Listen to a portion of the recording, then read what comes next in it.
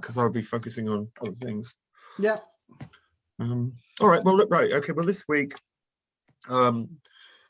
is about the Übermensch, and it's about we've got to make way for the Homo superior, as Bowie once put it. Transhumanism, posthumanism, maybe ahumanism, anti-humanism, and as all these words suggest, humanism itself, which can easily get lost in discussions of the trans and the post and everything. You can't really kind of think about transhumanism and posthumanism unless you've got a grasp of humanism in the first place, what it means. So one of the things that I want to do today is focus on that, Nietzsche's position in relation to the history of what we call humanism.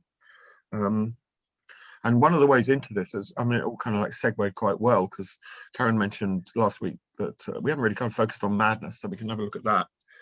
Because madness has preoccupied philosophers since the beginning of formal Western philosophy, at least. In Plato's Phaedrus, where famously the whole issue of whether writing was an evil thing came up. The idea that writing destroyed memory is one aspect of Phaedrus. But Phaedrus is interesting because it has Socrates wandering outside the walls of Athens into the kind of wild limbo on the edge of town, basically, and having conversations in this place which is slightly outside the polis, outside the city, with all the implications of that. But one of the things that is addressed is madness. One of his interlocutors, I think it's Lysias, is talking about how there's a certain kind of madness that the lover exhibits. When somebody falls in love, it is a kind of insanity.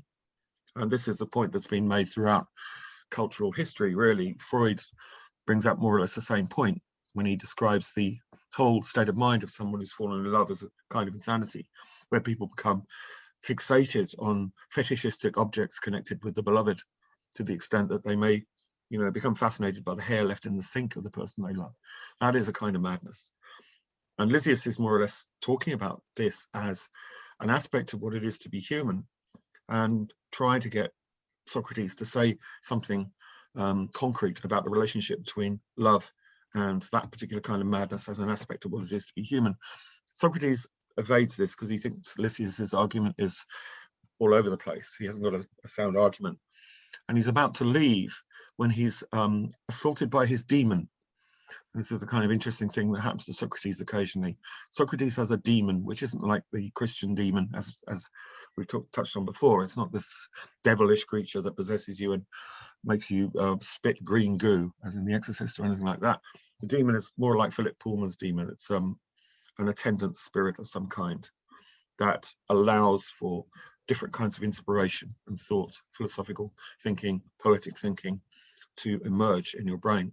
And the idea there is that when you're inspired by something, as the word suggests, it's a breathing in of something outside yourself, to inspire or to be enthusiastic. Enthusiasm is the entry of a god into a person. Theos, God, enthusiasm. What happens? Something enters you, possesses you, and allows you to access different aspects of thought than you would otherwise be able to do. So Socrates' demon, who inspires him philosophically, stops him leaving this garden outside the city, because he's probably offended the goddess Aphrodite in being a little bit offhand in talking about love. So he returns and tries to define what is meant by madness. And he identifies 4 kinds of madness, effectively. The first is prophecy, the madness of prophecy, which is important in this period, and arguably still is. And the madness of prophecy is something that connects what Plato is saying there very directly with transhumanism, in as much as transhumanism is very, very much an aspect of what is more generally called futurism or futurology, which is a way of trying to look into the future to see where the human is heading. And of course, that links it to science fiction and so on and so forth. But there's a kind of madness that he calls prophecy, which is about that. It's about seeing into the future in some sense. And it requires a certain dislocation of your sensibilities to be able to do that. A second kind of madness is catharsis or purification. And the term catharsis, I know we've come across before in some of the courses. Aristotle talks about this a great deal. This is the purging of self. when Aristotle talks about it, he's just trying to describe what it is about tragedy that engages human beings in the audience. Why do we like to see people suffer?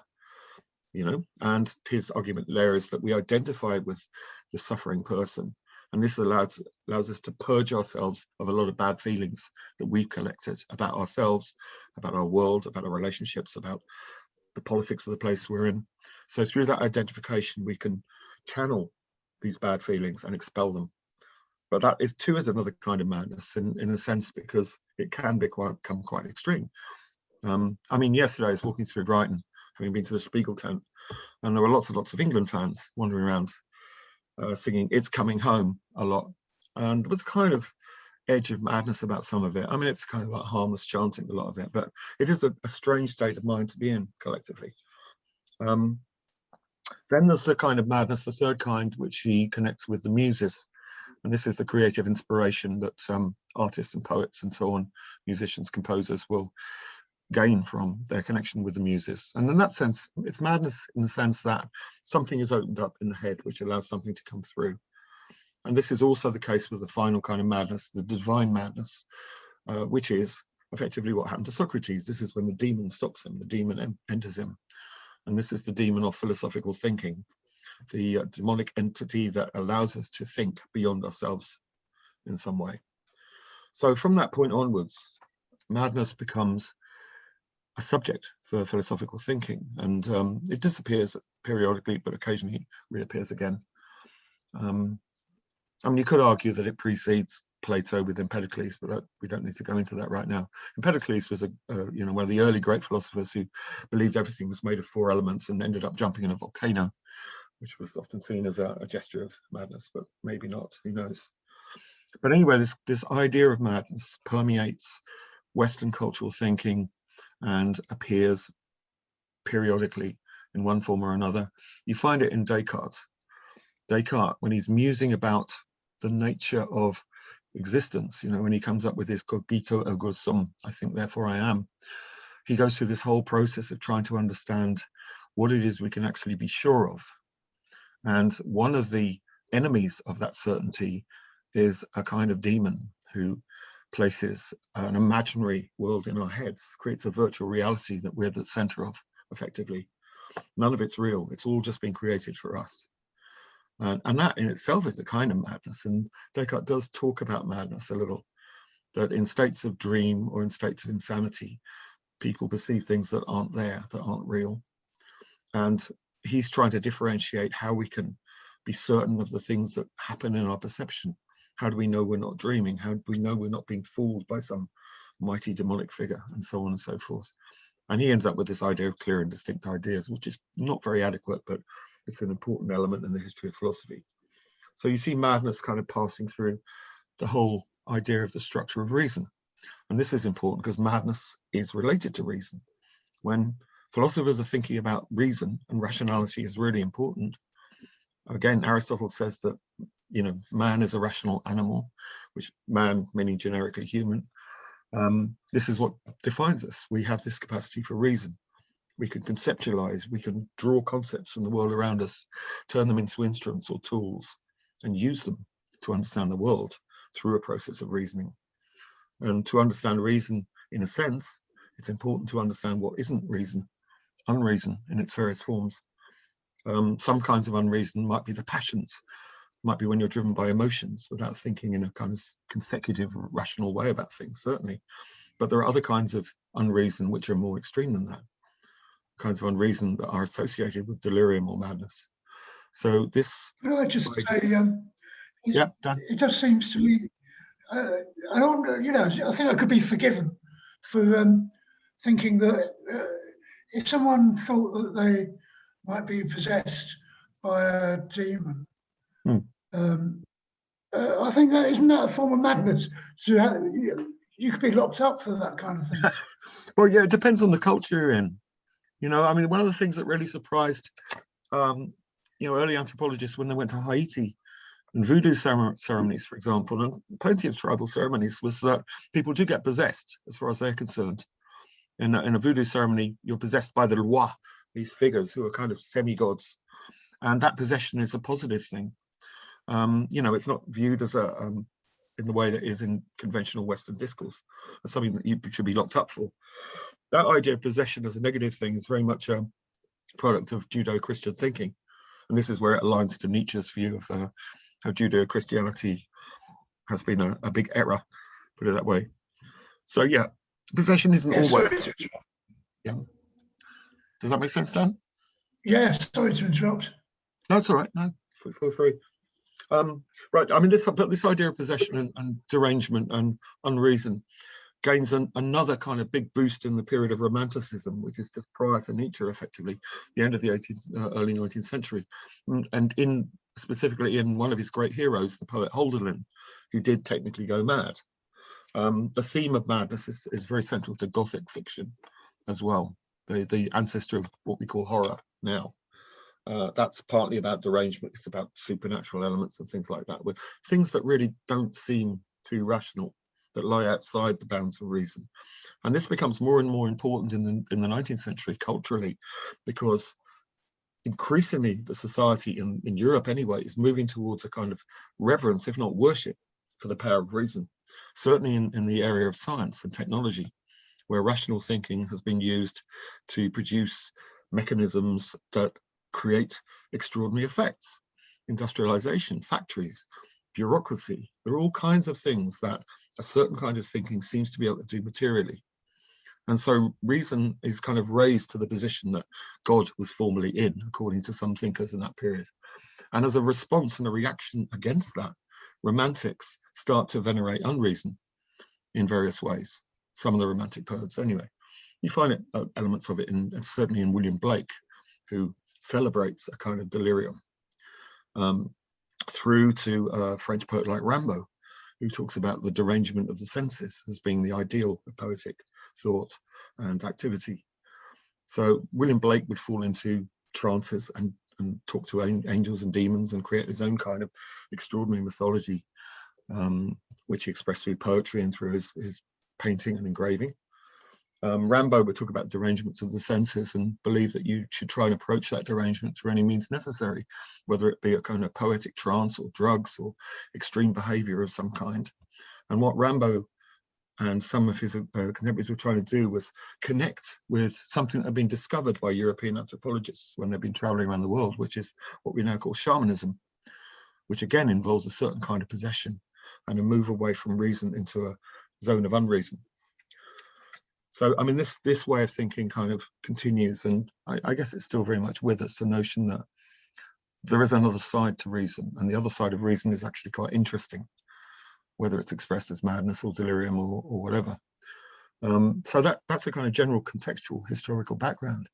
But then you have the concrete, arguably the concrete reality of madness, which is something else, which is, you know, when people become completely dysfunctional in one form or another. And there's another history here that you could talk about, the history of melancholy, for example, melancholia, which we now tend to call depression or something similar. But melancholy has a long history dating back at least to the Greeks, and there are parallel traditions in the Far East as well. There's a recognition that people's spirits are often low, that people feel very negative about themselves in the world.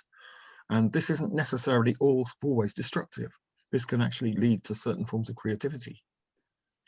You know, in a sense, Elizabethan poets and musicians would venerate melancholy as a way to find a different kind of inspiration, whether that melancholy was caused by a broken love affair or relationship, or just a general sense of being low. It would lead to poetry or music. So you get a composer, musician like John Dowland in the Elizabethan period, who's, as far as I'm concerned, is like the first pop star in a way. But a lot of his songs are about melancholy. They're about sadness.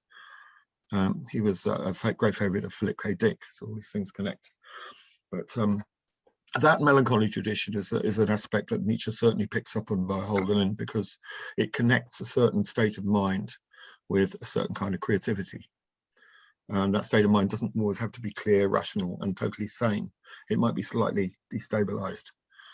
So the Dionysian is, in a sense, Nietzsche's one way of talking about that, opposing Apollo, who is the god of order and, you know, clarity and form, with Dionysius, who is the god of things being torn apart, of chaos, of destruction. And this could be in self-destruction, of course, because the cult of Dionysius was very much part of that.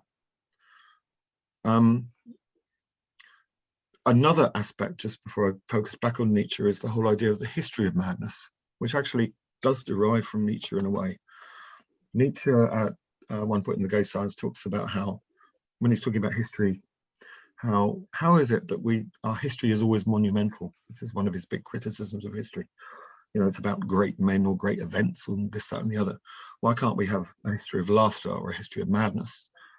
You know, this is effectively what he asks. And Michel Foucault, famously, post-structuralist, great post-structuralist, picks up on that and writes one, or writes two, in fact. One of which has been translated usually as Madness and Civilization in English, which is a history of the asylum. And Foucault describes a whole process in modern Europe, which leads from the leper houses of Europe. He starts with the fact that every city and town in Northern Europe had certain places set aside for lepers. Leprosy was a really virulent sickness, which affected an awful lot of people in Europe in the medieval period. So most towns, if you just travel around the UK, for example, whenever you come across a church of St. Giles, that's generally the part of the town that was consecrated for leprosy, because Giles was the patron saint of the lepers. So that was the area where the leper colony or leper house would be. There were all these places set aside, according to Foucault, which when leprosy died out were left empty and less vacated. And there was a later stage in which they were picked up and used again for mental illness. And part of Foucault's argument there, I won't go into too much detail, is that you can best understand a society or a culture by looking at what it excludes, what it partitions away from itself. So you can tell a lot about the medieval culture by the way that lepers are pushed away. And in the 19th century, the 18th century, 19th century, you start to find the use of prisons, institutions for storing criminals undergo a transition from places of pure punishment to places of study. In the 18th, 19th century, prisons are places where criminals are categorized in various ways and studied scientifically to try and understand the nature of criminality. And the same happens with the mad. Whereas in the medieval period, according to Foucault's picture, and this is really generalized and has been criticized by historians, but the general picture is in the medieval village, for example, you had the village idiot, so-called. You'd have some people who were, we would call now probably schizophrenic or, you know, have learning difficulties or whatever, who would be part of the village life and would just be accepted. They behaved in a way that was different from the normal normality, but it was okay. They could incorporate it. And then at a certain stage when Europe became more connected and more complex, the ship of fools appeared. And this was a ship that used to sail up and down the rivers in Germany, the Rhine and the Rhone and these kind of big rivers that traversed Europe, the Danube. And apparently what people did, they'd pile all the mad people from a village onto a boat and set them sail. And these boats would sail up and down the rivers and the canal systems and arrive at another town. And then all the mad people would disgorge themselves into this town and cause havoc, and then be fed and be, you know, given supplies and then moved on to the next one. And there's a kind of ritualism to this. You know, people expected it to happen in the same way as people expect now. After a football match, there'll be people going around the town chanting for a football team. It was just part of the European sea. The concept of the ship of fools has fascinated quite a lot of poets and artists subsequently, and Bruegel did, the great Flemish artist, did a lot of extraordinary paintings based around the idea of the ship of fools, because they must have been quite strange things to come across, I would imagine. But then in the 1890s, at the birth of the asylum, it becomes clinical. And the idea that madness is a clinical thing rather than some sort of spiritual thing almost transforms the nature of our understanding of it, at the same time as the Romantics are venerating madness in a curious kind of way. So there are two quite conflictual attitudes toward madness developing in the 19th century. And Nietzsche is clearly picking up on this. Now, one of the ironies here is, though, Nietzsche doesn't have all that much to say about madness. If you look through his works, he does mention it. There are certainly things in his work which lend themselves to an interpretation based on that, the Dionysian in particular.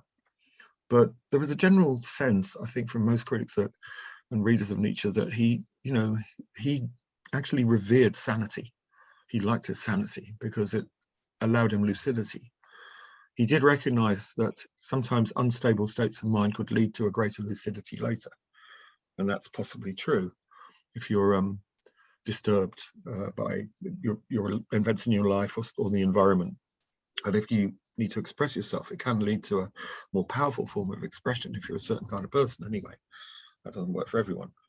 So he did recognize that, but at the same time, I think it's fair to say he certainly didn't want to be mad. And when he finally collapsed in Turin on the 3rd of January in 1889 and embraced the horse, that was a change in his life that he never recovered from. He was diagnosed as suffering from the general paralysis of the insane. And he lost most of his connections with what we'd ordinarily call reality. So Nietzsche became the mad philosopher at that point for the last 10, 11 years of his life. He was looked after by a sister mainly, who was editing his journals, as we've discussed before, and editing them in a lot of his notes in such a way as to give a very false impression of Nietzsche in the next century, which led to his sanctification by certain Nazis. But the mad Nietzsche was also an image and a symbol for a whole range of artists, poets, intellectuals, and so on, and political revolutionaries in Europe, who saw his ideas as extremely important as a philosophy of the future, but also in a curious kind of way celebrated the madness. The madman became a kind of figure of a sanctification too, the idea of the madman as a saint. And it's something that you get a lot in the art and the poetry of the 1890s in particular, which was the period in which he was mad before he died in 1900. So these are the kind of connections. Yeah, it's a general picture of the kind of Nietzsche and madness. I don't think it's the case that he celebrated madness. He talks a lot about health and sickness, and his writings on health and sickness are very complex, but he does seem to suggest that to achieve the kind of greater health that he wants for the Übermensch, for the Superman, you have to go through sickness. That the road is hard and icy and isolated. So you do need the negative to achieve the positive. So in a sense, you do need the madness to achieve the absolute sanity that he was aspiring to. But his life didn't turn out like that. So other people came and picked up on it at a later stage. So anyway, that's a brief disquisition on Nietzsche and madness.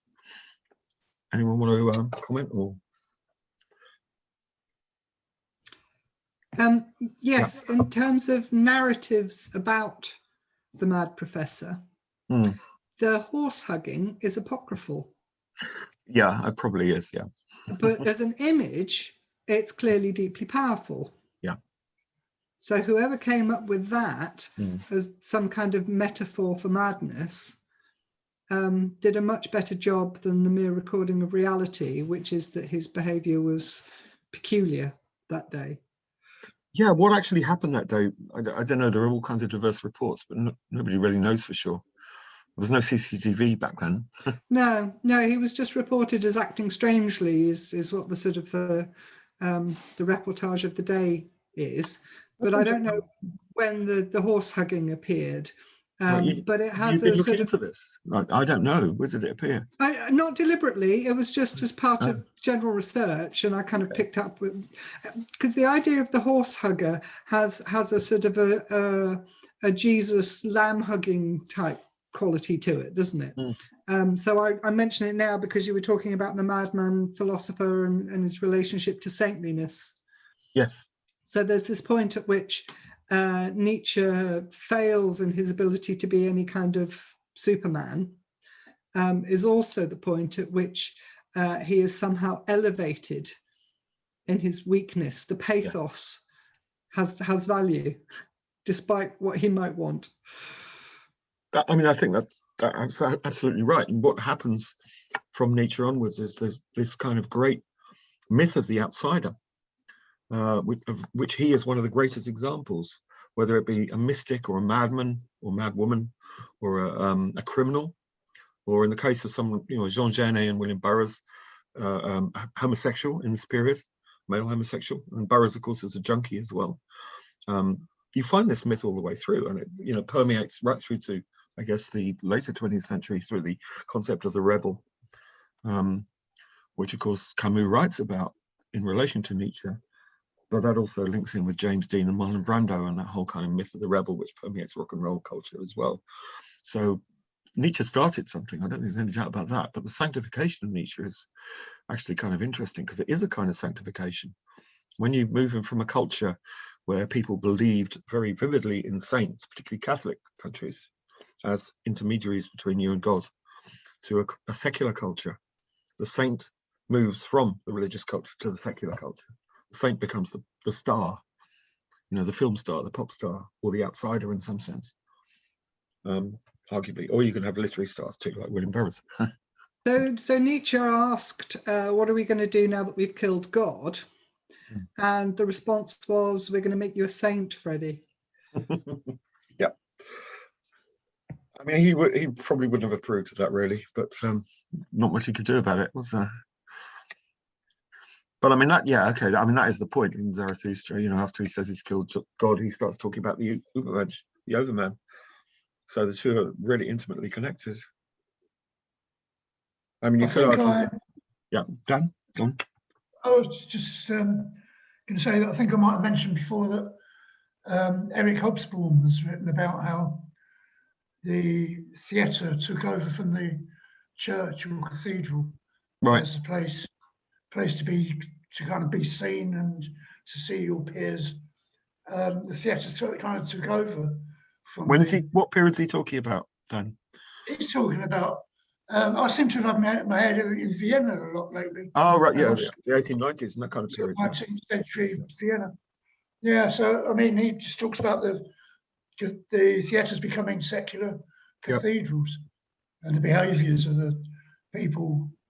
So so the idea of the outsider becoming a saint, I can just kind of see that.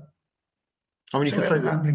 I mean, theatres, secular cathedrals, and then department stores were in a different kind of way as well, I guess. Yeah, as Guy Debord would say. Yeah, the culture of consumerism. And I mean, that's like Guy Debord is a perfect example of some. He's analysing the culture of consumerism and the spectacle. At the same time, he's very much part of that. The unholy saint rebel tradition as well. Situationists, the letterists, the surrealists. They all, to some extent, played around on the edges of madness. The surrealists more overtly than anyone, I guess. Stuart Lee's done a thing about this where he says he goes to South America, probably where he goes to, and they have a tradition of the holy fall. Right. And they go and they draw a circle around themselves, and that means they can't be. Anyway, they have a certain day in the year that. There's a film about it. It's from a book. What novel? Under the Volcano. Yeah, I think it's Under the Volcano. Oh, Malcolm Mallory. Yeah, and John Huston made. I mean, he drinks himself to death on the Day of the Dead, doesn't he? It's really powerful. Yeah, John Huston made a film of it. Yeah. I don't know if you've seen the film. I haven't Anyway, seen Stuart the film, Lee. Right, it's worth seeing. It's just like a condensed. Right, he condenses it all into 2 hours. Right. But Stuart Lee does this thing where apparently there's a tradition in South American countries where they will go, having performed this ritual in a circle, they then go and make fun of all the priest outside the church. They do it, but make fun of the priest. And they go to the butchers and make fun of the butcher. And they go all around. They're allowed to do this once a year. This is I mean, that connects. There's another theorist. I don't know if you've touched on him, called Bakhtin, a Russian, who talks about the carnivalesque, which is the day in which all the hierarchies are overturned, and he writes about it in relation to literature, and particularly late medieval literature, like people like Chaucer and Rabelais, right through to Dostoevsky. But that's the Day of the Dead. It's the day in which everything is overturned and kings become fools and fools become kings, and for him, it is a kind of catharsis. It's a way that power exercises dissatisfaction. So you have a lot of people who are very pissed off one way or another with the power structure they're living in, and they have one day a year when they can do the opposite. You get it in like horror movies like The Purge is playing around with a similar idea. The idea that the way to deal with crime in America is for one day of the year, you can go and kill anyone you want and there's no consequences to it. I don't know if anyone's seen the Purge series, but they're quite interesting. It's based on the same kind of idea. And they all dress up in masks and celebrate the carnivalesque. That's what carnival is, in a way, isn't it? Arguably. So how do we make the link to this and transhumanism anyway? Yeah, go on. Karen, you're going to say something? I was just thinking Dada is a nice link, isn't it? Yeah. There was some very kind of robotic and transhuman imagery in the sort of collages of Hannah Hoch and so forth, and it still had that post-Nietzschean derangement at its core, and a direct kind of cultural geographical link, the sort of the German culture and its reaction to it, that it sort of that underpins it, seems to sort of echo Nietzsche and follow on from it. Yeah, no, it's certainly true. Hugo Ball certainly read Nietzsche, but everybody read Nietzsche then. I mean, the Dadaists were reading Nietzsche in Zurich, and out in Italy, Marionetti and the Futurists were reading Nietzsche. The Russian constructivists were reading Nietzsche. There isn't really any area of European experimental art that isn't touched by Nietzsche in a curious kind of way. And everyone takes their own Nietzsche, I suppose, the Nietzsche they need. So there are many Nietzsches. And he says at one point, my hypothesis, what is it? My hypothesis, man as multiplicity. I think that's how he puts it, something like that. But the idea that the human is a multiplicity rather than an individual is perfectly personified in him. You know, he creates the conditions for the constant reinvention of self-transformation that again permeates many ideas in the 20th century and beyond. And of course is personified in David Bowie, which is why, you know, there's actually quite a valid link between the stuff that Bowie was doing in the early 70s and Nietzsche. He was reading Nietzsche, possibly not very well, but he certainly was, and picking up on the idea of masks and self-transformation from that perspective, and the idea of the self as multiplicity. So in a contemporary culture, the culture of media, you know, you exist as a set of pixelated dots on a screen, or, you know, whatever. I mean, social media is full of it. Who are we? Who are we in our profiles? We're multiplicities. We're many things. There's no strict demarcation of what identity is, nor is there any real expectation of it in quite the way that there maybe once was. Maybe. I mean, that's one argument anyway. So in that sense, Nietzsche is a philosopher of the future in every sense. But I mean, that does link with transhumanism, clearly. I sent out, I don't know if anyone had a chance to read it, a thing by Douglas Rushkoff. He wrote a couple of years ago about a transhumanist meeting with billionaires in the Guardian. Yeah, I mean, that's kind of interesting because Rushkoff is certainly one of the figures from the 90s who wrote stuff that fed into transhumanism. He's quite critical of some of it, but the idea that various things that human beings were doing in the 1990s were leading to a really concrete change in what being human was through the use of technology. And in his case, Rushkoff came from the countercultural tradition. So it's that odd mingling of psychedelic drugs and technology and virtual reality and philosophy and AI and IT. But I mean, that's very characteristic of the transhumanist movement in a curious kind of way. And then, you know, at a later stage, he becomes increasingly critical of certain aspects of it. But what he identifies in this particular article is a group of billionaires who invite him to talk about the future of technology. And he expects to give a lecture. He's been offered more money than he's ever had for any lecture. What he has earns in well over half a year as an academic. So he goes, and out of curiosity, I think. And he ends up sitting around a table with 8 billionaires who are asking him questions about Bitcoin and cryptocurrencies, and he answers those questions. And then it gradually moves to what is the true focus of this meeting, which is these extremely wealthy men, and they're all men, really powerful men, are concerned about what they call the event. And the event is that point when which disaster happens, catastrophe happens. It's when climate change reaches a point of no return, the turning point, or some other catastrophe happens. And that's the point at which the masses start to go crazy, because there's mass migration, starvation, chaos, and eventually they will turn on these powerful men. And these powerful men are building these places, underground bunkers in Alaska and New Zealand and so on to protect themselves from this world. And what they wanted Rushkoff for was to help them work out what technologies would enable them to survive this event. They were concerned about the fact that, yes, they could hire security guards to protect them from the masses who'd want to break into their compounds, but how would they control the security guards? How would they be able to make sure the security guards didn't turn against them? I mean, this was actually their preoccupation. I actually saw him talk about this and talked to him about it at an event in London a few years ago. He was, I think, genuinely shocked that this is, that they just assumed the event was going to happen. There didn't seem to be any doubt of this. You know, there's going to be a massive event which is going to completely catastrophically ruin the world, and only a few humans are going to survive. They were determined to be among them. But the main thing they were concerned with was how to control the security guards, their private militia. And they were asking about, you know, whether they could put kind of these neck braces, which would give them electric shocks if they disobeyed, and all this kind of stuff, you know. But this is actually arguably a version of transhumanism, because these people viewed the human as something that could be left behind, and they were going to create something new. But it doesn't really bear much relation to Nietzsche, probably. Did anyone actually get a chance to read this? Because I only put it up yesterday. I read it. You read? Yeah. I read it. What were your thoughts, Dan? I forgot what I was going to say now. I'll come back. All right, yeah, Sure. What I was going to say, I'll think about it. Yeah, I read it as well. I thought they should be paying professors a bit more money. My first thought, really. And yeah, it just felt a little bit apocalyptic. Yeah. The way it was set up in that way. Yeah, well, I mean, you know, obviously he's earning money as a journalist as well, so he colours it in a bit. Yeah. Somebody in the audience did ask him how much he was paid, and he wouldn't tell us. All right, okay.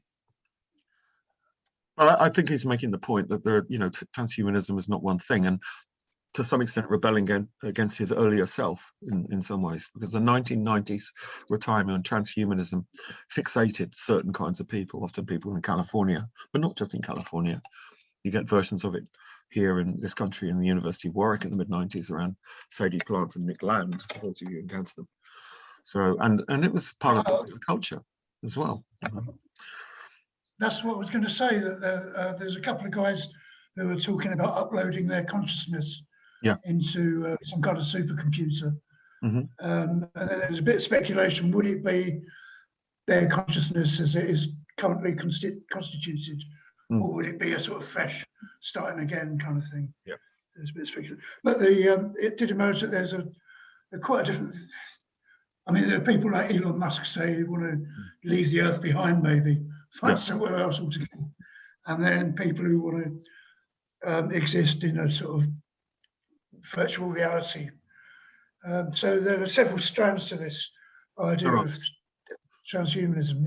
Yeah. I mean, well, this is, I guess the point, because Nietzsche talks about, as he puts it, man is a rope fastened between animal and Übermensch, or overman, a rope over an abyss, a dangerous going across, a dangerous wayfaring, a dangerous looking back, a dangerous shuddering and staying still. Typically Nietzschean, kind of very dense, rich. What does he mean by shuddering and staying still? But I guess that's what a rope does when you're moving across it. It shudders and stays still. But he having kind of put this idea into our culture in a way that nobody had previously, the idea that humans could aspire to something which isn't beyond human, different to human. Maybe, I guess, around the same time, or a little later anyway, a writer like H.G. Wells is playing around with that idea and being very critical of it in The Time Machine.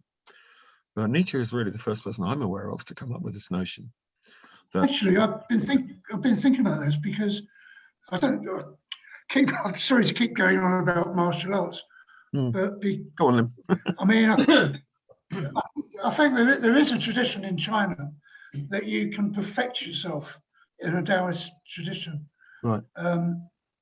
In this lifetime. The Buddhists think you can perfect yourself over many lifetimes. Taoism likes to think that you can perfect yourself in this lifetime.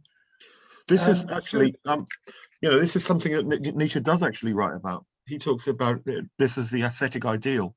He doesn't mention it in relation to, I think, Buddhism, but it's mainly concerned with Christianity, priests and so on.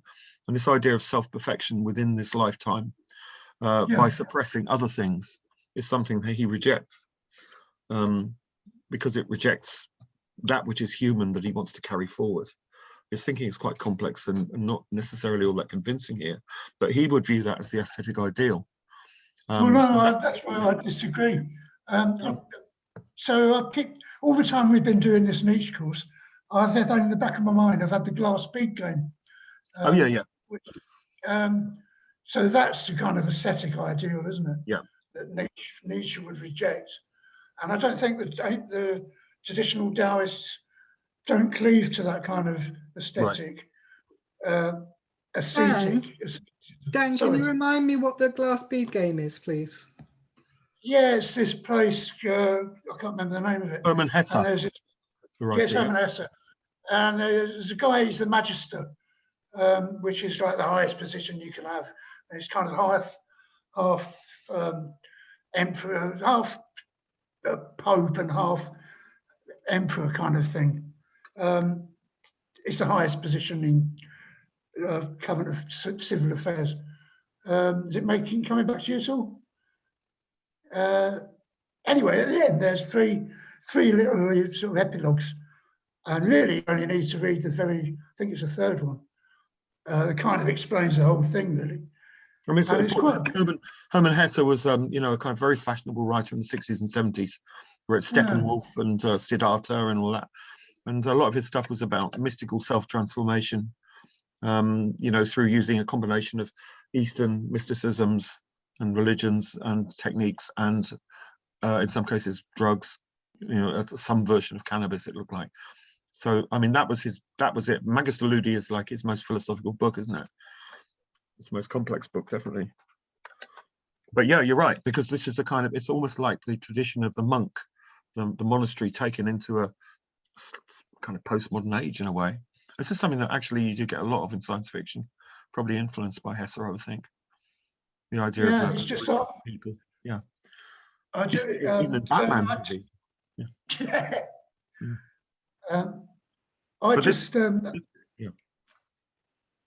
Go on.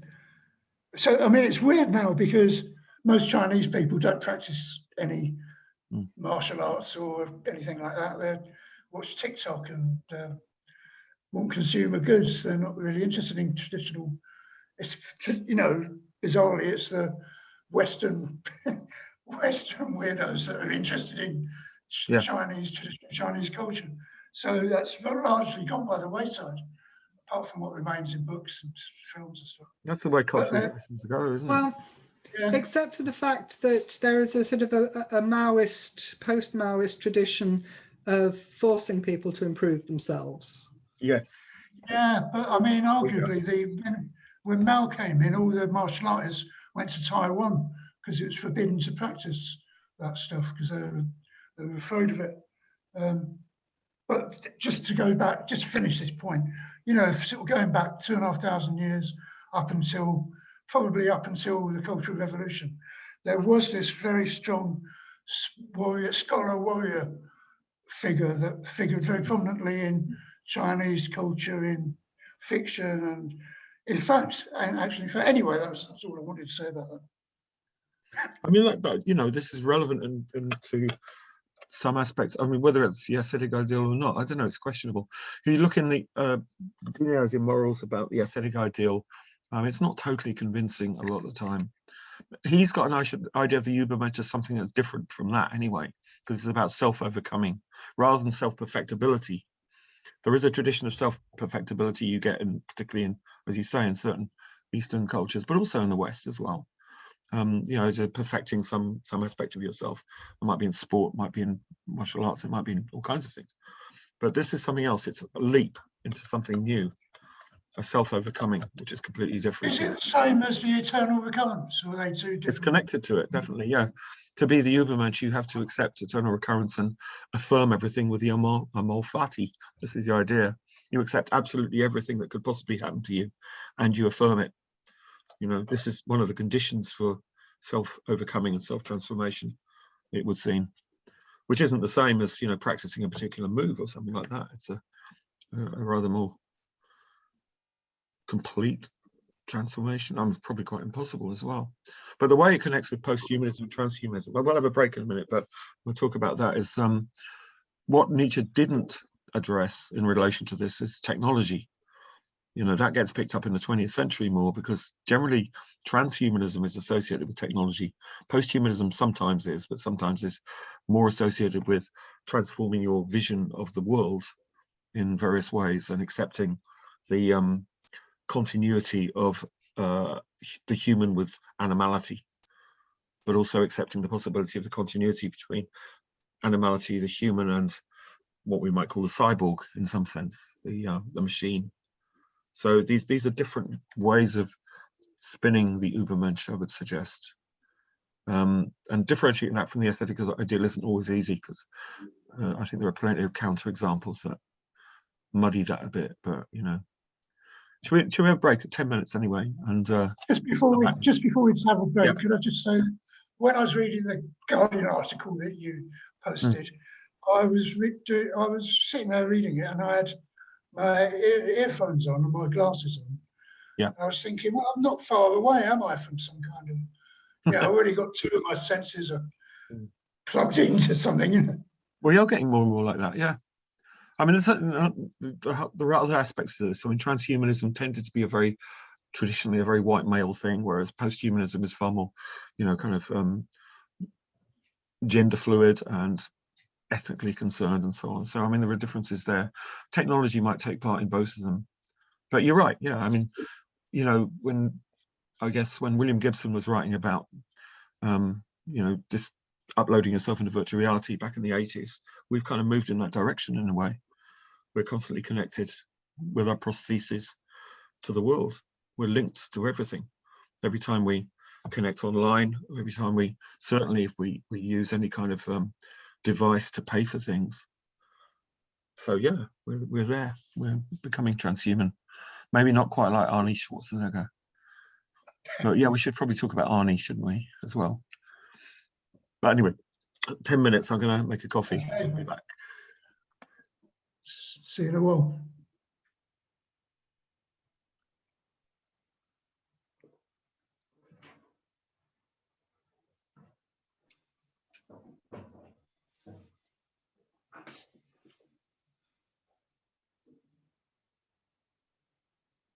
Dan, are you there? I'm here. You're just a bright light. Yeah. What happened to your camera? I can't get mine on because I still haven't got the connectivity, but you look like you've got your camera on, but I can't really see you. Yeah, I think what it is, there's a window to my right, Yeah. which you can probably see. I'm waving my arms in front, Yeah. of it. Yeah. I think the amount of light, apparently in the advanced settings, there's some, don't really know how you do it, but there's something in the advanced settings. Okay. And I thought I ticked all the boxes to say allow for different lights. Have you seen the advanced settings? Whereabouts are they? On if you go to settings, Dan, it can only do so much. Basically, it would recommend that you just moved your whole laptop and yourself so that you weren't being glared at by bright lights. I mean, where I'm sat now, I've routinely put the blinds down, closed the curtains, turned an interior light on to keep it consistent enough that you can see me. Otherwise, you are silhouetted. I haven't got any curtains. Because I live in a high rise, I didn't really think I needed them. Bourgeois curtains. Don't worry about that. I did try last week taking the laptop into the other room, and it's no better in there. So you just have to put up with it, I suppose. Well, sorry, go on. Like I said before, it's like you've got some kind of halo or ectoplasm, or it sort of seems to suit. Oh, there you go. That's better. We can see the picture behind you and a part of your face. That's Edward Hopper. That is. Yeah, you're wearing a rainbow now. Yeah. All right, I'm just going to go to the toilet now. I was going to say, if chat had been enabled, I'd put in it, you know, you're talking about Lowry, and he's buried in Ripe. You can always have a little excursion to where he's, to his graveside. In Rye, yeah. Yeah, Ripe. Not Oh, right. right. A little village. It's a little village somewhere around Sussex. I've been once, yeah. Oh, okay. Anyway, I'll let you get on. Yeah.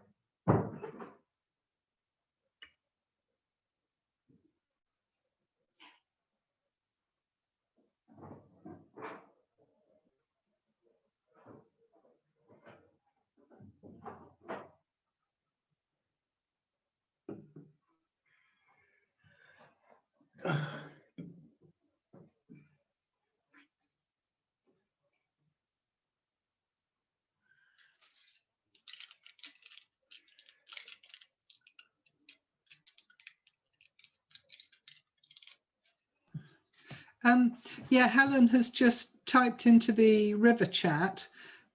Before I forget, Rethinking the Earth with Mary Midgley, Jane Bennett, and Christava, maybe. Looking at desire and reinventing ourselves to be more in harmony.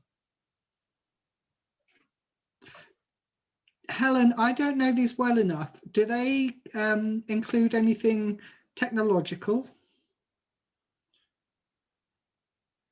Or is it more ecological, which would be, what I'm asking is it post-human, you know, sort of earth hugging and decentering the human, or is it transhuman, which is about augmenting the human, using the technology or taking humanity somewhere new?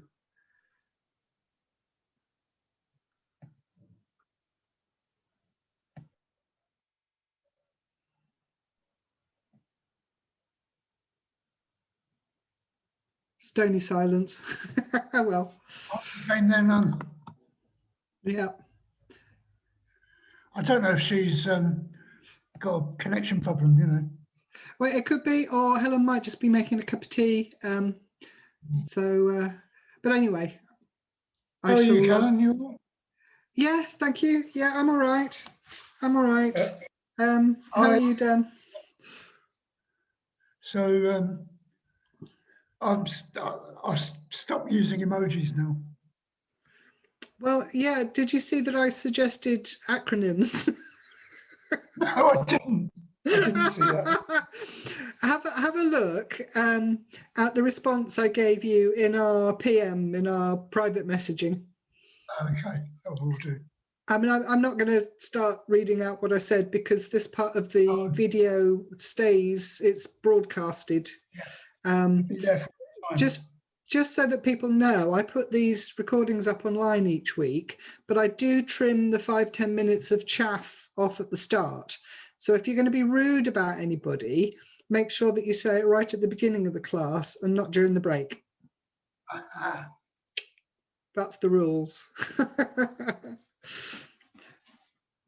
Can I ask you, how do you upload it? Is it easy? It's slightly pedantic. It takes a little while just for things to process. But How what did you do, learn it? Matt taught me, basically. Oh, okay. But it took a sort of 10-minute thing. There's basically just stages of things you do. You start off by making sure that when you do a Zoom presentation or class, that you've set it to record. Then once it's over, you download that recording to your own computer. Yeah. And then you upload it to YouTube. And then if you want to... I've never uploaded a video to YouTube. Is it quite easy? Yeah, if you have your own YouTube account, top right-hand side, there's a little camera icon. If you click on that, you go into what's called YouTube Studio. And that allows you...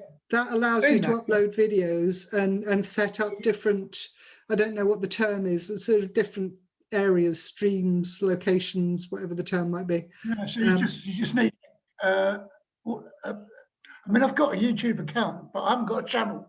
You need a channel, don't you? There you are. That's the term I was failing to get, channel. You can set up various channels and upload stuff, infinite amounts of stuff to those channels, and you can decide whether you want it to be public or private. Yeah. So it's just a matter of doing things in stages, but it will take about 3 hours of processing for each hour's worth of video that you're putting up. So it's not instant, but YouTube does also allow you to do basic trimming of stuff.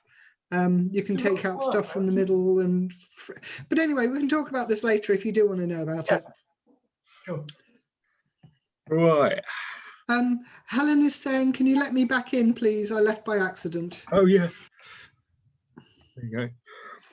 I was just bouncing some ideas here about what to maybe teach next time, and possibly do something on, I think, existentialism and the literature of the absurd might be good. And another possibility is literature and depravity. I don't know if that appeals to anyone. Depravity always appeals. Yeah, I would imagine people kind of like that. Yeah.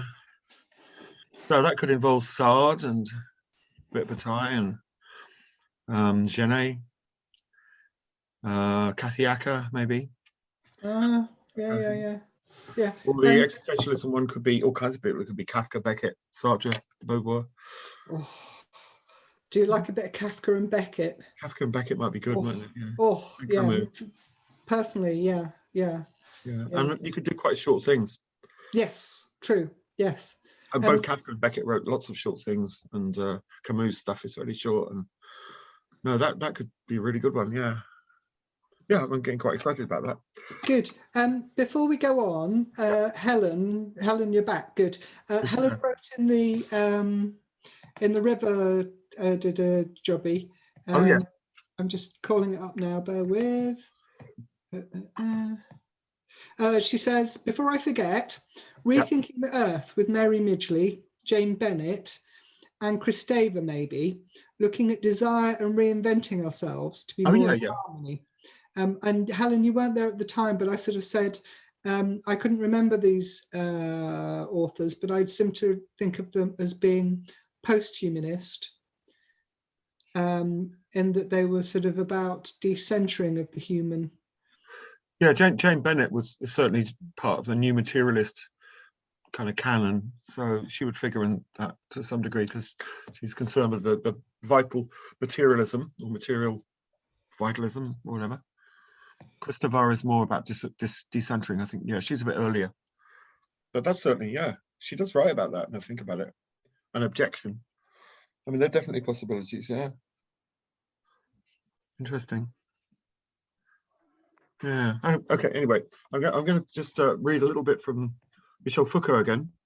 The concept of the end of man, and whenever you see the word man, you have to kind of like, oh, what's going on here? You have to kind of like translate that as meaning human, because yeah, everyone wrote generically man back then.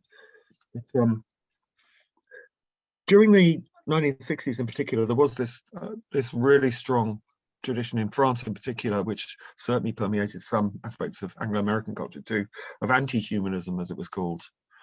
And anti-humanism derived from the great masters of suspicion that I mentioned a couple of weeks ago, Nietzsche, Freud, and Marx in particular, who had decentered the human, to use this term again. And whereas there had been a shift in the Enlightenment period from a theocentric universe centered on God to an anthropocentric universe centered on the human, what happens in the 60s, according to some theorists anyway, is a decentering of the human itself. And people would start to think in terms of structures, grids, networks, and so on and so forth, in which the individual was a collection of forces, possibly constructed by drives of various kinds, whether they're social or psychoanalytic or whatever. So there was a notion of the end of the human, which was, I suppose, to some extent permeating certain aspects of the culture of this period, although it was intensely focused in certain intellectual circles in France at the time. You do get elements of it all over the place. You find it in boroughs, certainly. And this is at the end of The Order of Things, which Michel Foucault famously, I think, published in 71. I may have got that wrong, but it was translated into English in the 80s. He ends The Order of Things, this great book, this thesis about how systems of knowledge are organized, an analysis which relies very heavily on Nietzsche. He claims, man was the effect of a change in the fundamental arrangement of knowledge. As the archaeology of our thought easily shows, man is an invention of recent date, and one perhaps nearing its end. If those arrangements were to disappear as they appeared, if some event of which we can at the moment do no more than sense the possibility, without knowing either what its form will be or what it promises, were to cause them to crumble, as the ground of classical thought did at the end of the 18th century, then one can certainly wager that man would be erased like a face drawn in sand at the edge of the sea. And this idea of a man being erased like a face drawn in sand at the edge of the sea was often quoted in this period. It's a very Nietzschean idea. The human is a construct of recent date, is effectively what he's saying, just like the individual is a construct of recent date. We accept these things as kind of natural, as just part of reality, but in fact they're created. Foucault famously said the same about the concept of homosexuality, when he famously claimed that homosexuality was invented in the 18th century, which a lot of people took against, because they said, no, that can't be true. Clearly there were homosexuals before that, but that's not what he was arguing, really. It's the concept. Yeah, go on. Yeah, very briefly, his point is that prior to the sexologists, to the doctors swooping in and categorizing everything, the homosexual person didn't exist. What we would now call or describe as homosexual activities existed. Yeah. So there were people, and there were people who engaged in sex, and then there were people who engaged in forbidden sex. Yeah, I mean, and there's then this notion of sodomy and sodomites. Yeah. What that turned into was forbidden people, not forbidden activities. So anyway. No, it was like more a verb than a noun. So sodomy, the act of sodomy is a noun, but sodomizing was what the law was concerned with in this case. And tribadism between women, this rather kind of archaic term as well. But yeah, the homosexual was an invention, a clinical invention. And I don't quite Dan? understand. Yeah, I don't quite understand what he's saying when he's the human being is a recent An invention of recent date. Yeah. I mean, effectively, he's arguing that we kind of assume that talking about human beings, man, or whatever you want to do, is actually something that humans have always done. And he's claiming, no, it isn't something humans have always done. It was created by a culture at a particular time, created by language from that culture. You know, we talked a while back about the idea that language constructs reality. So in a sense, it's related to this. It's the language that manipulates and organizes concepts that creates that reality out there. You know, there is a reality, but we give it a pattern. I'm not, so when you read the Bible or Shakespeare or the Bhagavad Gita or the Mahabharata or Greek myths, philosophy, I mean, you can almost feel like they're still here. Those people, they're like you can relate to them. I don't feel like they don't seem like some kind of construct that's just arrived. You know, this just now. Yeah. Do you see, No, I that make agree. sense? Yeah. So I mean, I'm suspicious with Foucault. Well, you're probably right to be suspicious of Foucault. So, I mean, a lot of new stuff being written about Foucault and his arguable transition to neoliberalism after he dropped a load of acid in Death Valley in 1971, which may or may not be. I mean, he did do that, but whether that turned him to neoliberal is another issue. But yeah, a lot of his historical pictures have been challenged, like his history of madness. You know, someone told me that his career was largely over before he was rediscovered by Judith Butler and the third wave feminists. He had a really odd career. I mean, you know, none of these people like Derrida and Deleuze and Foucault and Lacan were that big in France compared to how big they were in America and then in the UK. French post-structuralism, so-called, was a very Anglophone thing. You know, they were known in France, but they didn't have that kind of celebrity that they got when they went over to the States. So Foucault, it wasn't like he was forgotten, but he wasn't a particularly renowned figure until he got written about in the States. I mean, that was the thing.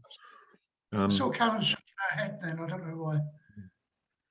I mean, you know, he writes about Nietzsche very well, I think, and he understands Nietzsche very well. He's part of that tradition that draws on Blanchot and Bataille and those other people he talks about. And he sees Nietzsche as the outsider. He's very concerned with the idea of being outside for all kinds of reasons. He sees himself as, necessarily outside as an intellectual. You've got to try and be outside the system, even though it's actually impossible, he would argue. He had a weird childhood, though, I think, didn't he? You what? I think he had a weird childhood, didn't he? Yeah. I mean, he had a complex biography. Actually, that's the point. Another thing about Nietzsche that's probably quite important is he introduces the idea of the philosophical autobiography in modernity in a way that it had been tended to be quite disparaged before that. That's certainly around. Augustine, obviously, and Rousseau to some degree have done that before him. But yeah, I mean, Foucault's biography, how important is that? Does it really matter? Nietzsche says it does, and Foucault does as well. But yeah, he attempted suicide quite a few times when he was in Sweden as a young man, and he had a very complex life. Yeah, definitely. But whether that's relevant is another issue. Maybe it is. And I guess I just think about Foucault in a way is one thing you can say about him is what he does is dislodge conventional ways of thinking. And to some extent, maybe that's what he's trying to do. It's a kind of theatre by setting up this kind of, he writes really beautifully, it has to be said, although his sentences can be extremely long sometimes. The imagery that he presents you with is very well done. And he writes like a novelist when he's writing about the history of madness, the history of prisons, and the history of sexuality. These are the things he's kind of famous for. It is quite narrative. It's quite kind of has a lot of potency. And in that sense, it dislodges our conventional ways of thinking. And in some ways, that's what he wants to achieve. The will to truth is another issue. Whether he's accurate or not is another issue entirely. But he wants you to think about that too, because he's a Nietzschean in that sense. He's more concerned with the will to truth than the truth itself. He's got this whole thing, hasn't he, about how the criminals were treated. Yeah. The idea of rehabilitation of criminals is comparatively recent. And he tries to trace that back, doesn't he? It's the same as, yeah, And, the history of madness, that the asylum is invented, the prison is invented in his terms, the modern asylum and prison, as a way of investigating the criminal or the madman or madwoman, studying them bureaucratically and clinically, you know, rather than letting them float through the community in various ways and be punished in various ways. And he begins Discipline and Punish, which is possibly his most famous opening, with a description of someone being hanged, drawn and quartered, having attempted regicide, and it's really extremely vivid. Many years ago, one of the first big lectures I ever gave, I read it out, and several people had to leave the auditorium, which was he seems to get a grim sort of satisfaction from outlining those grisly details, doesn't he? yeah, he liked to shock. He was famously into his SM. Yeah, he was in his later life. Yeah. There's a very funny book by a guy called Laurent Binet called The Seventh Function of Language, which is about Foucault getting involved in BDSM orgies in America and taking lots of acids, and it's very, very funny. It's very amusing. If anybody wants to get into it, I'll send you a link. But anyway, let's not get too distracted by what Foucault got up to in his later life. The point is that he's very much part of that stream of thinking about the end of the human, which is very, very predominant in France and to some extent in Italy in this period, and then permeates the Anglophone academy. And it draws from Nietzsche, certainly, the idea of the displacement of the conventional notion of the individual. Nietzsche's perspectivism and his attitude towards overcoming means that anything that we take for granted as a truth, a natural truth, needs to be unsettled, destabilized, because what you're looking for in a statement about the human, about the individual, is the way the will to power is operating in the formation of that concept. That's the Nietzschean method that people like Foucault and in different ways Derrida and Deleuze were drawn in the 1960s, and Judith Butler and so on, destabilizing the concept to see how it actually functions, how it works, how different forces put it together. So you take nothing for granted. This is the idea. And one of the big things that has been taken for granted in the West, in European tradition, is the human, because humanism is a very predominant way of thinking. And humanism links up in Western thinking to liberalism. And we talk about liberal humanism. And this is a concept that's very much under attack in that period, and still in some quarters. So why do you think, I mean, I don't know, what do you think of the concept of liberal humanism, and why do you think people in that period want to dismantle it? Any ideas on that? What does it mean to you, if anything? What is humanism? I think I've made my feelings clear in the past about what I think of it. Because I can accept that there's no God, but I can't accept that there's no right and wrong. And I know that right and wrong may be culturally or historically particular to a particular time and place. But so they may change. I mean, if you're a headhunter somewhere in Borneo or something, that's what you do. You know, that's fair enough to hunt people for their heads. But we wouldn't want that sort of thing here, obviously. What I'm saying is, you know, the Ten Commandments, George Carlin does a very funny thing where he dismantles them down to 2, and then he really says you only need 1. That's just be nice to people, basically. Right. Don't be an arsehole. Well, you're connecting humanism to ethics, yeah? You're saying humanism is all about right and wrong, yeah? Morality. Very much. That's what you viewed it, yeah. Am I wrong? Not necessarily, but I'm just interested to know what different people think of what humanism is. I mean, that's how you're viewing it. Do the rest of you think like that? Is that what humanism is? I kind of see it as the relocating of that special something away from God and into humanity. And if humans are special, well, then it follows that they should be cherished. Yep. And that leads into the kind of liberalism that allows an elite to look after the poor, for example, or to want to fund education. It also gives you things like manifest destiny, where people are supposed to go around and save brown people from themselves and so forth. Various sort of post-colonial and post-war challenges to that led presumably to the 1960s anti-humanist movement, because its structures and its implications were exposed as being woefully inadequate and possibly quite toxic. Yeah. I mean, that's very much it. There's a kind of adventure of humanism in the 20th century, particularly. Humanism begins in the 12th, 13th century in Italy, the concept of humanism, and then develops in what we now call Holland, Netherlands, under Erasmus a little bit later than that, and permeates the Elizabethan era right through the Age of Enlightenment to the 20th century and beyond. And the central idea is that the focus of human thought and activity should be on what it is to be human, rather than what God wants from us. So it is a move away from the religious viewpoint to the human viewpoint. And it may well be about ethics and morality. It could be about that, but it doesn't have to be. Machiavelli was a humanist. And, you know, as he's gone down historically as being quite harsh in his attitude to human behavior. You know, you could be a humanist and believe in violence. You could believe in imperialism. I mean, You could argue that some of the Nazis were humanists in their own way. Weren't the Nazis humanists? Why? No, don't you think they were? Well, they certainly drew on that. I mean, you know, it depends which Nazis you're talking about. There were some Nazis that drew on their own really kind of absurdly vulgarized version of Nietzsche. So their Übermensch was a kind of the blonde beast, eugenics. Didn't they?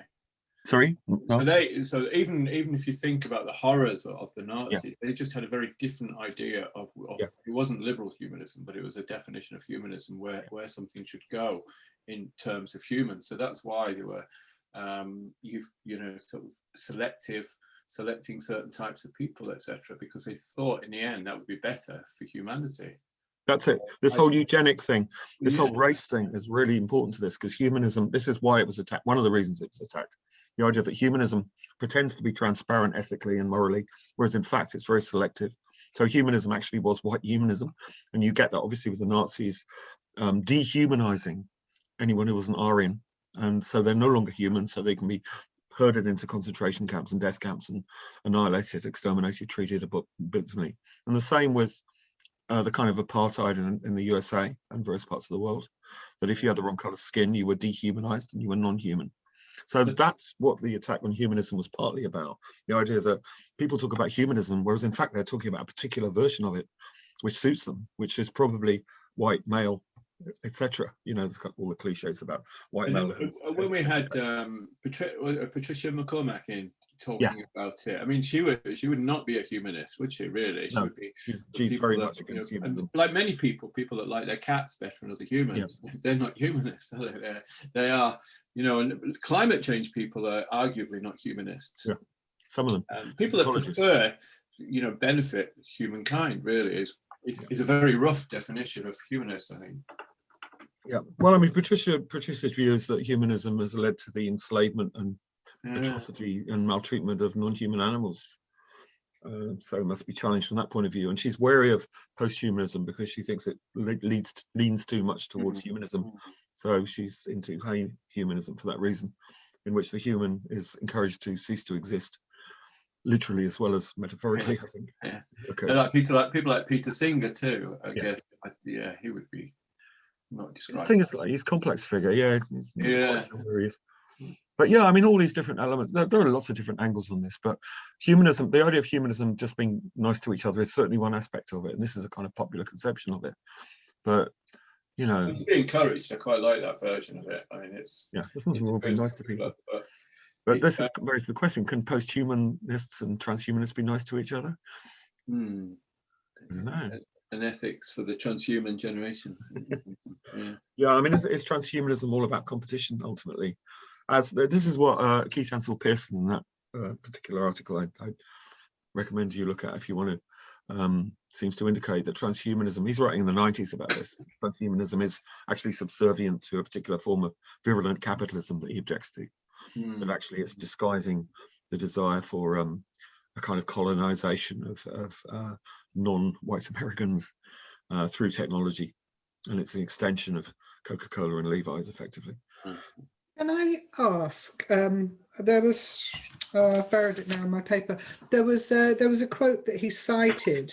I should preface this with my question: what is the overman? The quote said something like, "Humans came from worms. They still have worms in them. They're better than apes, but they're still no better than apes."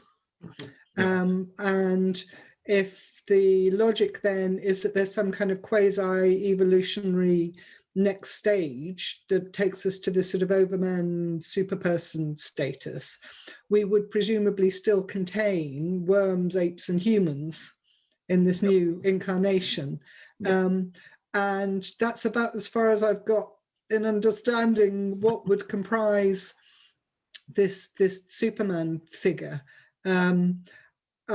Is that augmentation or I mean, it's partly about that. It's partly about identity, in a sense. It's a sense of, like, you know, what is the human? You know, there's we talked about this before, but like the Portuguese man of war is a colony, not an individual creature.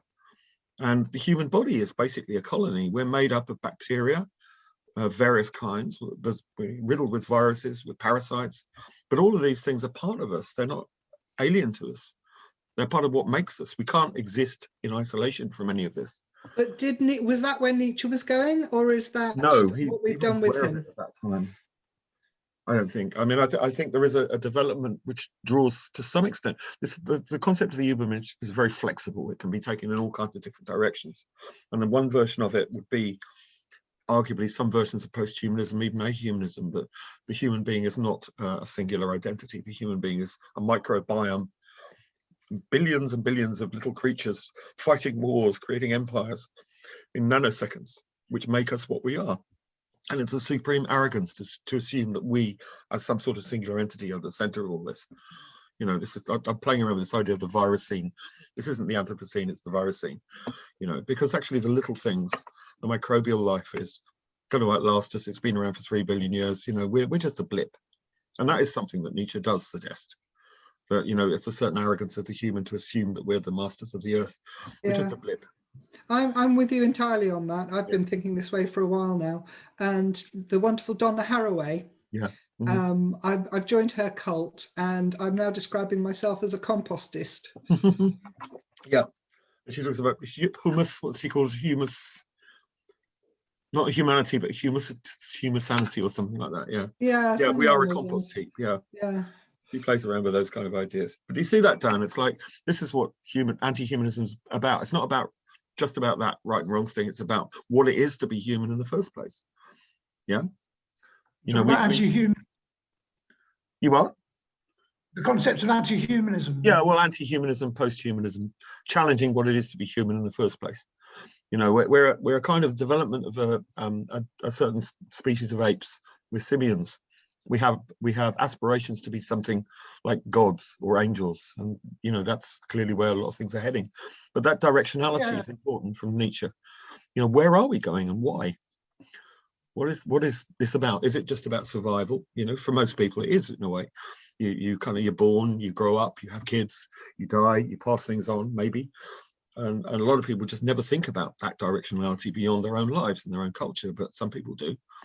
And they tend to lean to philosophy and poetry and stuff. But, you know, it's an important question. Where are we going?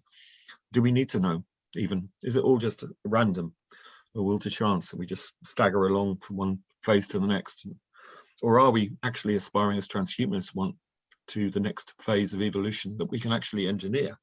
We're not reliant on natural selection. I can't afford it. You're personally. But you're not the whole species, that's the thing. Elon Musk's right for Elon Musk. Yeah, well, Elon Musk is certainly, I mean, you know, look at them, as Rushkoff said, all these kind of multimillionaires are finding ways to disappear off into space, aren't they? Or hide in Alaska or New Zealand. They're running away from the human. But that also has a tradition of the rapture built into it. I think this is one of the reasons it locates so comfortably in America. I was hearing people going on about Elon Musk thinking, well, I'm sure there was a point at which Ronald Reagan was reassuring the rich that don't worry, the God will accept them and leave the plebs behind. And yeah, you know, this is a sort of an underpinning narrative, isn't it? That sort of went with America as this sort of starting again place. There is a real undercurrent in American transhumanism in particular. Ray Kurzweil, who famously came up with the idea of the singularity, the technological singularity, the point at which artificial intelligence so exceeds us that the human becomes irrelevant. It was also tied up with the idea that some humans, if they're already kind of like clued in, would just upload themselves to some sort of virtual reality program at that point and become infinitely powerful and live lives of eternal pleasure of some kind or another, which is the rapture, of course. Ray Kurzweil, he thought that we'd reached that point, didn't he? He did not yet, but he reckoned it was about 2023 or something in one of his prophecies. I mean, there's a thing, there used to be a thing about the processing power of a computer chip doubling every year, was it? Yeah, what's his name? Anyway, yeah, I know what you mean. Yeah, and he got there's a name for it, isn't there? Yeah, there's a name for it. I can't remember. He got quicker and quicker, and then it reached. They say it's reached a point where it can't get any quicker now. Yeah, but they always say that, and someone finds a way around it. You know, if you follow that, we would all starve to death by now because there's not enough food around. But technology comes along and finds a way to exploit the material world in new ways. You know. Well, usually, I mean, I not this time. have some reliable, what I consider to be reliable opinion. So, I mean, the thing that interests me really is this whole thing. So the technology, as I understand it now, is that it's quicker and more efficient to use, instead of using computer chips and cables or bandwidth, or it's actually makes more sense, it's more efficient to use the human nervous system. Right. Yeah. I don't know if you've heard this theory. This is it's quite well advanced. Sorry? Isn't that the Matrix? Yeah. Well, I mean, it's quite, yeah, I suppose, but I mean, it's quite an advanced theory, and you know, that's current in science. Well, that's where things are going. You know, the human body is a very complex, and the brain, an extraordinary set of instruments. And yeah, I mean, you know, we're doing this all the time. I mean, we're extending ourselves, as Marshall McLuhan said a long time ago. Media is a prosthesis. It's just an extension of what it is to be human out there. There was a time when we just had hands, and all we could do was just affect the immediate environment. Now, with our hands, we can, you know, contact people on the other side of the world instantly, and actually have an effect on the other side of the world instantly if we're in a certain space. So we've already done that. Our nervous systems are extending out into this massively complex matrix. Can I ask a question? Yeah. Can anyone remember being probably around about 7 maybe, and all of a sudden you became aware of a sort of internal narrative in your head, like a dialogue? Yeah. Before that, you were in the world existing, and you weren't really thinking about. You're just learning about the world, and you learn to crawl, then you learn to walk and talk and all that stuff, and then. I remember being on a bus, and I suddenly became aware, age 7, that my mind was having a conversation with itself. Does anyone else? Of course. But you know, I think we talked about this before. That book, Julian Jaynes, the bicameral mind, which is about that. This theory that human beings, at a certain point, probably about 800 BC, switched from believing that voice was external to them, real gods out there, to internalizing those voices. Yeah. Well, what's that got to do? What's that got to do with transhumanism, Dan? Well, I've talked to Joe Henderson about this. You know, Joe. And we were at some class. Well, I don't know what class it was, and we had to divide into groups. And I said something, and she said the bicameral mind. And I said, "You've been watching Westworld," because that's where it was recently mentioned. It's a very influential book. Yeah. So if you know about Westworld, which you obviously would, yeah, I mean, look, science fiction draws on these figures. You know, it's very common. I mean, I didn't watch all of Westworld, so I missed that bit, but it doesn't surprise me. But yeah, I mean, Westworld, that's an interesting case in point, because that is about transhumanism in a sense, in as much as a generation of androids have been produced who clearly want to leave their bodies as much as humans do. This is another very powerful strand in transhumanism, isn't it? The desire to leave your body. And in Westworld, what happens is the robots effectively want to do the same thing. And, you know, you do find this kind of notion. It's Gnosticism, the idea that the body holds you down. You know, there are two movements, one towards increasing embodiment, which is a Nietzschean perspective, that we do exist in the body, we are transient and we should affirm it, and the desire to escape it, which Nietzsche would have condemned as a kind of Platonism and a kind of nihilism. So there are certain aspects of transhumanism that you could argue Nietzsche would definitely object to upload yourself, you know. Battlestar Galactica added to that by having a high degree of ambivalence and conversation and internal monologue about these very issues. And I always think of Nietzsche as being very ambivalent. Yeah, I think he is. Insofar as he didn't sort of necessarily settle. I mean, the thing about Battlestar Galactica is interesting because they have a certain kind of religious element to that, don't they? Like humans believe in many gods, we're polytheists, and the Cyclons are monotheists, aren't they, as I recall? Because religion, when you think about it, is a voice in the head. When people talk about God talking to them or talking to God, you know, is that the same? Do you hear God in your head, Dan? No. I don't hear God in my head, no. I'm an atheist, for one thing.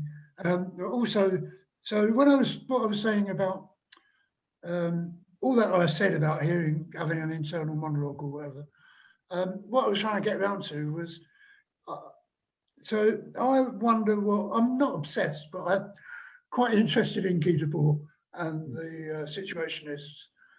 And I wonder what Nietzsche would have made of this kind of matrix or whatever that we live in now. You know, the spectacle and I mean, particularly now it's all online, and you know, it's all your data's collected, and everyone knows everything about everybody, and or unless you can, like Noel's got half a dozen different accounts just for fun. You kind of assume Nietzsche would have been horrified by it in relation to what he says about markets, and he didn't like capitalism much. But then again, he might have been obsessed with Instagram for all we know, and the Kardashians. It's really hard to know, isn't it? God, isn't it? Interesting scenario, isn't it? Nietzsche and the Kardashians. I don't know. I'm just to kind of round things off. I mean, you know, next week I'm going to talk about. I want us to think about something that's dear to your heart, Dan, Taoism and stuff like that, Zen, Nietzsche's relationship with non-Western philosophies and so on. But I mean, to connect with that, we talked a lot about transhumanism.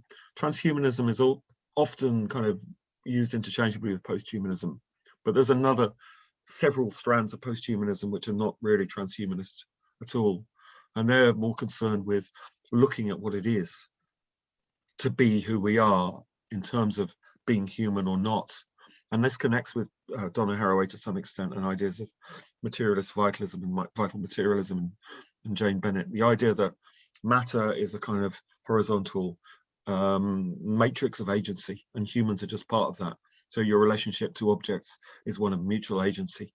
When you make a cup of tea, the cup of tea is also making you, in a sense, which decenters the human in a different way. It disperses the human. So one strand of posthumanism is very much about that. All matter is alive, and we're part of this complex nexus. You get it with Bruno Latour in some ways too, and to some extent with Donna Haraway. There are all these different kind of minor differences between these thinkers, but there is that sense of the living universe, which some people relate to animism, this idea that everything is alive, which was what was condemned in pre-Christian religions by Christian thinkers. You know, the idea that everything is full of spirits, and there is a kind of connection to that. Or panpsychism, which is really actually quite fashionable amongst some quantum theorists now, the idea that everything is conscious, matter is conscious. So to some extent, posthumanism is connected with obviously the more philosophical dimension of what's going on, and less with the actual technological dimension of body augmentation, although there is a crossover. So yeah, it's your relationship with the non-human, your relationship with objects, what we call objects, your relationship with non-human animals in particular, but also your relationship with machines, and maybe the machines that can talk back to us in due course. It's a constant sense of horizontalizing yourself, not thinking of yourself vertically in terms of hierarchies, but more in terms of nodes on a nexus or a matrix. So that's possibly quite important, because that actually in some ways could arguably lead into some non-Western ways of thinking about the world, certainly some indigenous ways of thinking based on what we would now call animism. The idea that nature is alive and rocks are alive, the sky is alive, and so on and so forth. And there is a way you could take that aspect of Nietzsche into an area that he probably wouldn't have gone. He probably would have gone to the Kardashians, but it's not inconceivable to think that way. So yeah, I just want to clarify that posthumanism and transhumanism, I think, should be thought of as different. And there are different versions of posthumanism: critical posthumanism, speculative posthumanism. But that's, I think I put up that Rosie Braidotti's book, which is kind of quite useful as a background there. But there are other people who think differently about it. Which book is that? I put up some books. You obviously missed them. Oh, okay, yeah. There are two books, one on Nietzsche and transhumanism, which is a set of essays, a kind of like a colloquium based on this guy who is arguing against another guy about Nietzsche and transhumanism. And it's got some useful essays. And the other one is posthumanism, which is Rosie Braidotti, who's central to new materialism. It's her story of how she became a posthumanist in some sense, but it's got a lot of information in there. So, that's for just dipping into as you wish to, But then, we're going to move into the sort of meta-human as well. We're thinking about some non-Western philosophies, beyond the human, and thinking in which the human is an illusion in the first place. I mean, that's next week, though. What does meta mean in this context, the meta-human? It's, in some ways, it's an alternative. I mean, post means after. After. Really. Trans means across. Yeah. Meta means it is a kind of hierarchicalism. It's above and beyond. Like metaphysics is not just about how nature works, but it's about what nature's for. Yeah. Metahumanism is about what human is for. Okay. First and last things. So that's how it's used. Okay. But all these terms are questionable. That's another thing about transhumanism. For transhumanists, the posthuman is what happens at the end of the trans bit. The transhuman is an intermediary phase of the human before we move on to the posthuman, which could be uploading into virtual reality, or it could be that we just become very different to ourselves, and develop completely new kinds of external appearance. And I guess that could connect with William Burroughs even, and his mugwumps. It all links, doesn't it? It certainly doesn't feel like it connects with Taoism or Buddhism or any of those things, as I understand them. I always thought that was about getting away from the idea of self. Yeah. Yeah. But I mean, you have to have a notion of self to go away from, don't you? Yeah, but I mean, see that as a wrong road to go down, as seeing that there's. I mean, I think it's, I'm not a Buddhist, but I've talked to lots of Buddhists, and they talk about they pick up different schools and how, I think, is it trying to think now, Mahayana Buddhists, for instance, talk about self but getting rid of it, and then the other guys, the Theravada people, they don't think there is a self in the first place, so they accuse the other guys, the other Buddhists, of not being true Buddhist on that basis. I think, is that right? I mean, I think, yeah, I think that's where Buddhism differs from Taoism.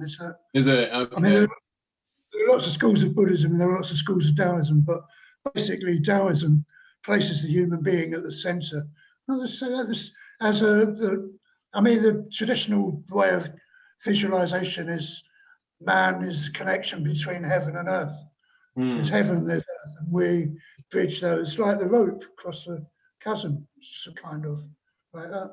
But I'm thinking that Buddhism is trying to get away from the human. It's if you think of like humanism as a religion, whether it's liberal humanism or I don't know, socialist humanism, or whatever type of humanism, like an evolutionary humanism, like I'm saying, that very extreme versions of liberal, like Nazism, people think about it. That would be still a type of humanism. So to get away from that idea of even being human, pantheistic sort of, it's no, that's obviously the opposite direction to lots of people in transhumanism. I mean, it is much more meta-humanism, isn't it, I suppose? Presumably next week we'll talk about reincarnation and its relationship to eternal, well, its relationship to eternal recurrence is something that needs to be unpicked, presumably. Next week is the chance to talk about all the things we haven't had time to talk about yet in relation to Nietzsche. So reincarnation, animism, panpsychism, Buddhism, Taoism, Zen. I'll put up some. You don't have to read this; it's entirely up to you. But I'll put out a couple of books on Nietzsche and Zen, Nietzsche and Buddhism, Nietzsche and Taoism. You can dip into if you want to, and we can talk about, Native American metaphysics and African metaphysics and stuff like that. But yeah, reincarnation is certainly one aspect of it. I warn you now. Yep. Anytime somebody uses the term indigenous, I will visibly wince. Indigenous. Say that again. What? Anytime any of you use the term indigenous next week, I will wince. Okay, is that we're not allowed to say indigenous then? Yeah, you're allowed to, but just imagine me judging you for it. Why? Tell us why. It's one of those meaningless shorthand terms that's a little bit suspect. When you talk about indigenous cultures, I'd like to know. I'll let us say it. Go on, tell us. I'm interested. When you talk about indigenous cultures, I always want to know which cultures you're referring to. If we talk about Europe, we have it in our mind that the French are different from the English, are different from the Dutch, are different from the Germans. But then we talk about don't. You have that in your mind. I don't have that in my mind. But then we talk about indigenous Native Americans as if they're all one and the same, where actually you've got an entire continent and in several different histories of different cultures and different languages and different practices. Okay, I got you. Yeah. Well, that's what indigenous means. Native. That's what it means. Yeah. Well, I'm indigenous to England. There are certain species that are indigenous to Australia that have now been introduced into this country. But what of it? He's talking about the uselessness of the word, though. Word indigenous. It's a meaningless.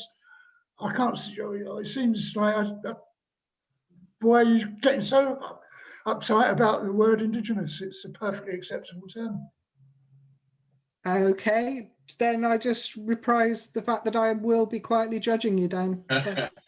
Well, I'm prepared. You just claim to be indigenous to England. Anyway, before I expect we're wrapping up soon, so I've got a question for each of you. Has anyone seen a film called In the Soup? In the Soup, it's called. No. Is it the Marx Brothers? No, That's Duck Soup, isn't it? Hey? That's Duck Soup, yeah. Okay. No, it's 1993, I think. Look out for it if you find it. It begins. My father died the day I was born. I was raised by Dostoevsky and Friedrich Nietzsche. That's the beginning. Sounds promising. Sounds good. Yeah, it's good. Anyway, just want to drop that in there. That's good. All right. Well, look, next week we'll do Nietzsche and indigenous culture. In that case, Thanks. It's a good one. Wind up, Karen. That's good.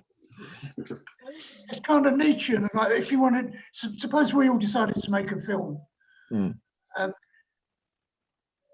If we were trying to do it in a Nietzschean way, in an Ubermensch way, it's kind of like that. I think you have to see it for yourself. Anyway, I recommend it. Right, Nietzsche. Okay. All right. Right. We're going to finish now. So next week it's Nietzsche and everything else.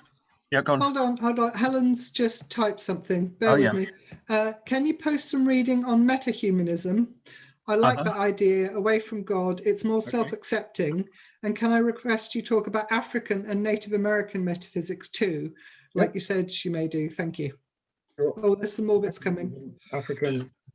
Well, actually, because this is on River, you'll be able to read it yourself. Yeah, I will. I It just doesn't need to note it be now.